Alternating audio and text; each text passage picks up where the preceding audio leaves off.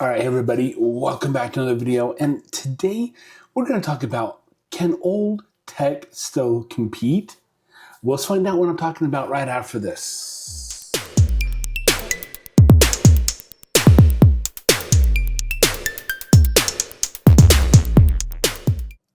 All right, everybody, welcome back to Gadget Guy. I am Gadget Guy. You can call me Justin. Just nothing inappropriate. Okay? All right, so yes, we're going to be talking about how can old tech still compete with the newer tech? Now, say, for instance, right here, this right here is an old landline telephone, okay? Yeah, I did take the landline out and stuff like that, but this is an old landline phone. It's a Coca-Cola phone. This should represent a royalty phone. You know, it's like, I have one of those somewhere. But this is an old phone. This is what we used to use back in the day. You know, you pick it up and like, yo, man, what's up? You talk on it, okay?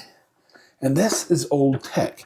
But nowadays, okay, we're talking about tech, okay? iPhones, all right? So this is my iPhone right here. This has got a camera in it. You can watch videos on it. You can surf the internet on it. You can text people. This is like new technology, okay?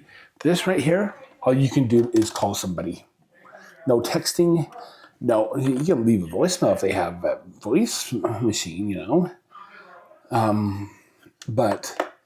Or an answering machine, there we go. But this is an old tech. This is all you can do is just call somebody, all right? So, can old tech still compete? So yeah, like my iPhone right here, I have something that I can take and use notes on. And that's perfectly fine. But let's find out about an old retro gadget that I'm using in 2025 that I think still can compete nowadays. By doing that, we're going to go off-site for a minute. Yeah, so we're in the outdoors, okay? We're up in the canyon here where I live at. It's really super nice and peaceful up here. And I have my not my everyday carry, but I guess technically, yeah, it's my everyday carry. My seasonal bag that I pack it out with. I have a video on that, and it's right there. And so, yeah, so let's take a look at this, and then we'll talk about the retro gadget that I am using and that I like to use. You know, it's still relevant here in 2025. So let's take a look. Okay, so yes, I do have my small notebook, and I still have a pen, okay? Let's put that right there, okay? That's everything in that pocket. So let's open up the big one. Okay, so yeah, I have my mini tripod, okay? I have my big tripod over there. I'll show you here in just a minute. I have this, it's for my iPhone. This right here is a little gadget, okay? This little gadget right here, it is for my Osmo Action 4, which I'm filming on right now. This is my Osmo Action 1, okay? Then, yes, I do have SD cards. I do have batteries. Yeah, that is it. But right now, I also have something else. I have an iPad, okay? It makes my bag way too heavy to carry this iPad around with me. And so I only brought it for this one purpose here. But what I'm talking about as a retro gadget that I use all the time. Yeah, this notebook right here, it's handy. I can use it, you know, jot down notes and stuff like that. But for me, I like to have this right here, okay? This right here. This is a nomadic backpack, or not a nomadic backpack. This is a nomadic journal or notebook, okay? And I like this, you know, it fits easy in here. With my iPad, it's just way too big. So let me put everything away, okay? All right, so there's my Osmo Action 4, where this comes in handy. But since I have my extension rod there with the magnetic clip and stuff on it, I don't need this right here. But over here, if you scan over here, let me move my Stanley. This is my Monospod, and this is what I have my backpack as well, or my sling bag. And this is the Osmo Action 1 right there. And this right here will mount right in there, and you can put the Osmo Action 4 on top of that. But this is how my setup is looking right now.